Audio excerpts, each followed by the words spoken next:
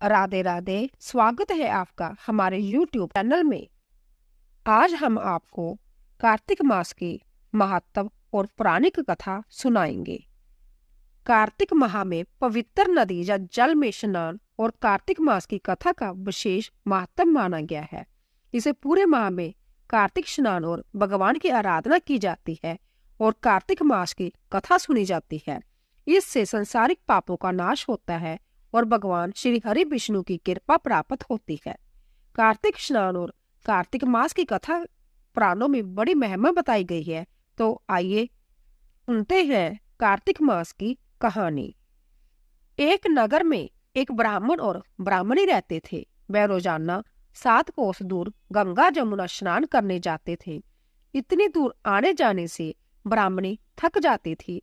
तब ब्राह्मणी कहती कि हमारे एक बेटा होता तो कितना अच्छा रहता। बेटे की बहू आती तो हमें घर वापस जाने पर खाना बना हुआ मिलता और बहू घर का काम भी कर लेती।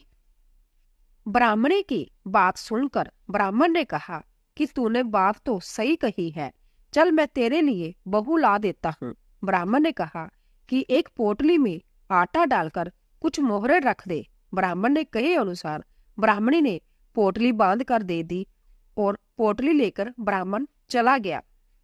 ब्राह्मण अभी कुछ दूर गया ही था कि उसे जमुना के किनारे बहुत ही सुंदर लड़कियां दिखाई दी। वह रेत में घर बनाकर खेल रही थी। उनमें से एक लड़की ने कहा कि मैं अपना घर नहीं बिगाड़ूंगी, मुझे तो रहने के लिए ये घर चाहिए। लड़की की बात सुनकर ब्राह्मण मन ही मन सोचने लगा कि बहू बनाने के लिए यही लड़की सही रहेगी।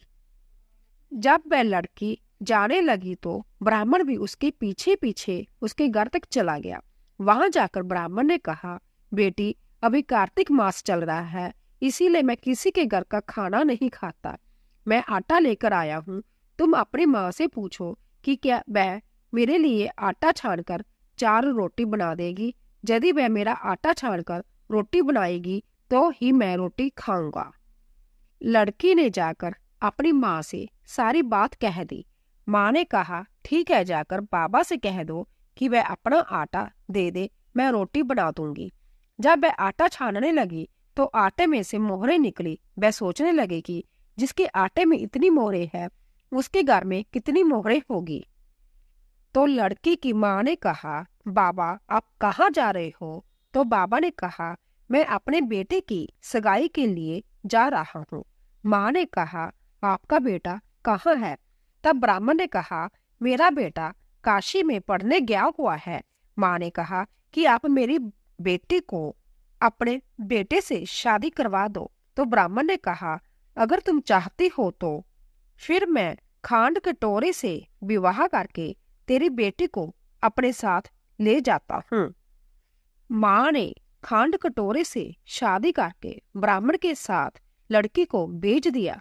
ब्राह्मण ने घर आकर कहा, रामू की माँ दरवाजा खोलो, देखो मैं तेरे लिए बहू लेकर आया हूँ। ब्राह्मणी बोली, दुनिया ताने मारती थी, अब आप भी मारने लगे। हमारे तो 7 जन्म तक कोई बेटा बेटी नहीं है, तो बहू कहाँ से आएगी? ब्राह्मण ने कहा कि तू दरवाजा खोलकर तो देख। जब ब्राह्मणी ने दरवाजा खोला तो सामने बहू को खड़ा देखा। उसने बहू का स्वागत किया और आदर सत्कार से अंदर ले गई। अब ब्राह्मण और ब्राह्मणी स्नान करने जाते तो बहू घर का सारा काम करके और खाना बनाकर रखती। वह उनके कपड़े धोती और रात को पैर भी दबाती। इस तरह काफी समय बीत गया। ब्राह्मणी ने भी अपनी बहू से कहा कि बहू कभी भी चूल्हे की आग मत बुझने देना और मटके का पानी खत्म मत होने देना। एक दिन चूल्हे की आग बुझ गई। तब बहू बागी बागी अपनी पड़ोसन के पास गई और कहा कि मेरे चूल्हे की आग बुझ गई है, मुझे थोड़ी आग चाहिए। मेरे साथ सास सुबह 4 बजे से गए हुए हैं, वह थके हारे आएंगे, इसीलिए मुझे उनके लिए खाना बनाना है। तब पड़ोसन ने कहा कि तू तो बावली है, तुझे यह दोनों मिलकर पागल बना रहे हैं, इनके कोई बेटा नहीं है। बहू ने कहा, नहीं ऐसा मत बोलो, इनका बेटा तो बनारस काशी में पढ़ने गया हुआ है। तब पड़ोसन ने कहा कि जय तुझे झूठ बोलकर लाई है, इनके कोई बेटा नहीं है। अब बहू पड़ोसन की बातों में आ गई और कहने लगी कि अब आप ही बताओ मैं क्या करूं। पड़ोसन ने कहा कि करना क्या है, जब तुम्हारे सास ससुर आए तो जली फूकी रोटियां बनाकर देना और बिना नमक की दाल बनाकर देना, खीर की कड़छी दाल में और दाल की कड़छी खीर में डाल देना। वह पड़ोसन की सारी सीख लेकर घर आ गई। जब उसके सास ससुर घर आए तो उसने ना तो उनका आदर सत्कार किया और ना ही उनके कपड़े धोए। जब उसने सास ससुर को खाना दिया तो सास बोली, बहू आज जो रोटियां जली फूकी क्यों है और दाल भी औलुनी है। तब बहू ने पलट कर जवाब दिया कि एक दिन ऐसा खाना खा लोगे तो कुछ बिगड़ नहीं जाएगा तुम्हारा। सास ससुर को खरी खोटी सुनाकर वह फिर से पड़ोसन के पास गई और बोला कि अब आगे क्या करना है। पड़ोसन ने कहा कि अब तुम सातों कोठों की चाबी मांग लेना। अगले दिन जब भी स्नान करने के लिए जाने लगे तो बहू अड़ गई कि मुझे तो सातों कोठों की चाबी चाहिए। तब ससुर ने कहा कि इसे चाबी दे दो, आज नहीं तो कल इसे देनी ही है। तब सास ने बहू को चाबी दे दी। सास ससुर के जाने के बाद जब बहू ने दरवाजा खोला तो देखा कि किसी में अन्न भरा है, किसी में धन भरा है और किसी कोठे में बर्तन पड़े हैं। जब उसने सबसे ऊपर का सातवां कोठा खोला तो देखा कि शिव जी, पार्वती माता, गणेश जी, लक्ष्मी माता जी, पिप्पल पथवारी, कार्तिक के ठाकुर, राई दामोदर, तुलसा जी का बेड़वा, गंगा जमुना व 33 कोटि देवता विराजमान है। वहीं पर एक लड़का चंदन की चौकी पर बैठा माला जप रहा है। यह सब देखकर उसने लड़के से पूछा कि तू कौन है। तब लड़का बोला कि मैं तेरा पति हूँ, अभी दरवाजा बंद कर दे, जब मेरे माता पिता आएंगे तब दरवाजा खोलना। यह सब देखकर बहू बहुत ही खुश हुई और 16 श्रृंगार कर सुंदर वस्त्र पहनकर अपने सास ससुर का इंतजार करने लगी। उसने अपने सास ससुर के लिए अच्छे अच्छे पकवान बनवाए।